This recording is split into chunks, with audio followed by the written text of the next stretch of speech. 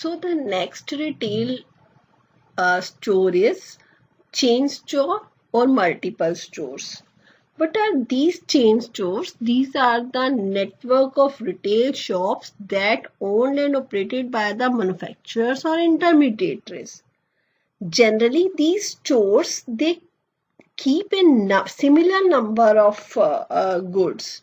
That means only shoes or clothing or food arrangements, uh, ready to eat items kind of things are there. But these are spread over the different parts of country and they are having similar appearance. If you might have observed McDonald's. So the McDonald's shop, either you visit your hometown or you visit any of the other city, they are having the similar appearances. You have visited Adidas showrooms, Liberty. These are the examples of chain stores, and these are having similar kinds of arrangement, similar appearance, and the almost similar kind of goods. Almost similar kind of goods, I'm saying in the way that the various chain stores may having that advanced goods, but these goods are generally these goods are more same for each and every chain store. Same in the sense that if the Adidas is having dealing in t-shirts and shoes and some sort of other any other item, so each and every showroom you will get with same items. So then let us continue with the of chain stores. These are located in fairly populous cities where the sufficient number of customers can be approached. The idea to serve the customer at a point which is nearest to residence or the workplace rather than attracting to a central place. ऐसा नहीं कि एक central place पे customer खींचने की बात हो रही है, that these are situated located in the populous city so that each and every customer can reach there. The manufacturing as well as procurement of the goods in these stores are generally from the manufacturers direct, or you can say that from the head office. These head office they control the affairs of these chain stores, or every chain store is send the goods, being the goods are being sent on to the every chain store according to their requirements. And each retail store is under the direct supervision of a branch manager who is held responsible for day-to-day management. The branch manager sends daily reports to the head office in respect of their sales, cash deposits, and the requirement of stock, that how much stock is required. All branches are, as I have said, all branches are controlled by the head office. So similar policies are being formulated and these are to be implemented there. The prices of the goods in such shops are fixed. It's not like that you can do some kind of bargaining there, and all the sales are made on the cash basis, and this cash is daily deposited into a local bank on the behalf of head office, and a report is being sent to the head office in this regards. The head office normally appoints inspectors who are concerned with day-to-day supervision of the shops in respect of the quality of the consumer services provided, adherence to the policies of the head office, and so on. So examples of the chain stores are DCM. Nowadays, you will not be able to see such kind of showrooms, but it's NCRT and mentioning lots of old time examples. So there was a uh, showroom which was which used to engage in the cloth goods. So DCM, Delhi Cloth Mills, Raymond's, and fast food chains, so like that. Let's come. What's the Advantages of these chain stores or multiple shops. So, economies of scale. As there is a central procurement, the multiple shop organization enjoys the economies of scale. Elimination of middlemen. By selling directly to the consumers, the multiple shops organizations are able to eliminate the middlemen because the goods are being supplied directly from the producers. As the sales are being done on the cash basis, so there is no bad debts. And if there the particular goods are not in demand at a particular chain store, these are being transferred to the other, and this reduces the chances of dead stock in the shops. Diffusion is risk.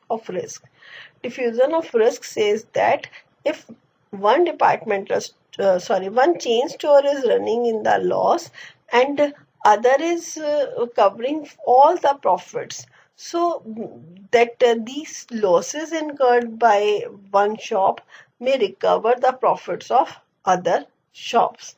The risk, it reduces the total risk of a business organization. Low cost because of centralized purchasing. That means the goods are being purchased from a single producer. That no middleman is there. If the goods are to be advertised, it will be done by the owner itself, and resultant sales are increased, so it would lead to the economy of scale. That means higher the production and cost will lower. Flexibility. If a chain store is not operating at the profit, or the management may decide to close it or shift it to some other place without affecting the profitability of organization as a whole. एक जगह नहीं चल रही है तो the organization को ऐसा नहीं कि बंद करना पड़ जाएगा, that the organization will be shifted to some other place.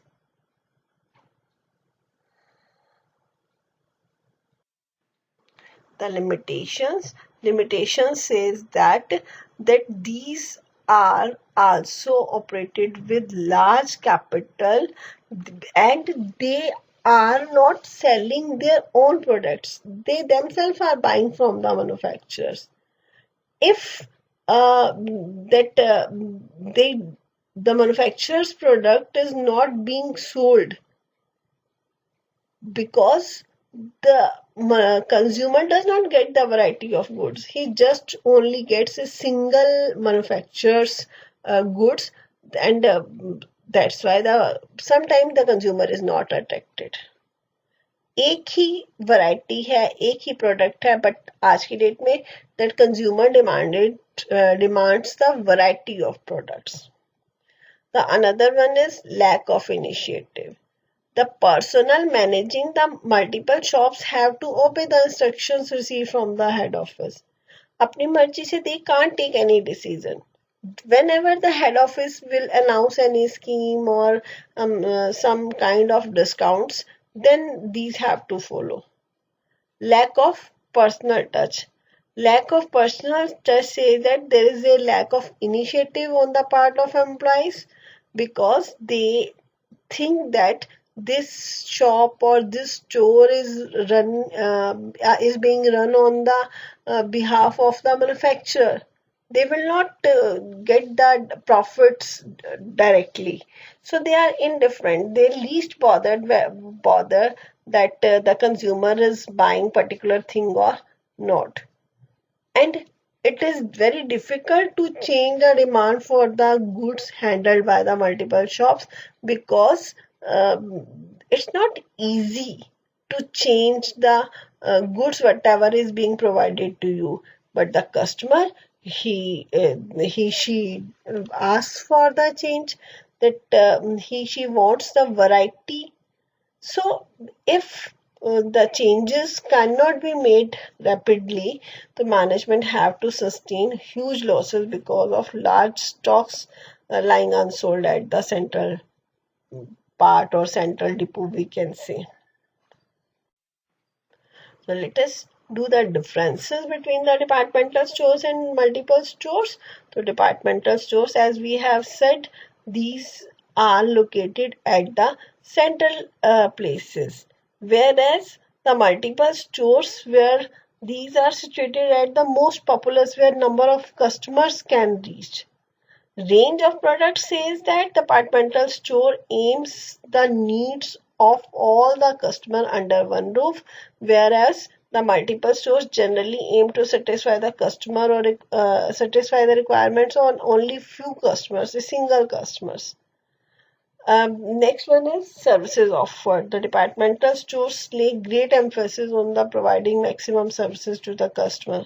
Some of the services provided by them include alteration of garments or restaurant facilities, but multiple shops these are not providing such kind of facilities. They are just confined to guarantee and repairs if sold, if the goods sold are turned out to be defective. Pricing. The multiple chain stores they sell goods at the fixed prices, but sometimes the departmental stores they do not have the uniform pricing policy for all the departments. So occasionally they have to some few departmental stores they have to offer some discount. Class of customer that means किस तरह का customer departmental stores पर आ रहा है और किस तरह का चेन स्टोर्स पर तो departmental stores they are just suitable to high level income group और chain stores they are possible for the lower income groups also. Credit facility. The multiple shops they sell goods on the cash basis, but departmental stores they provide goods on the credit basis also. Flexibility.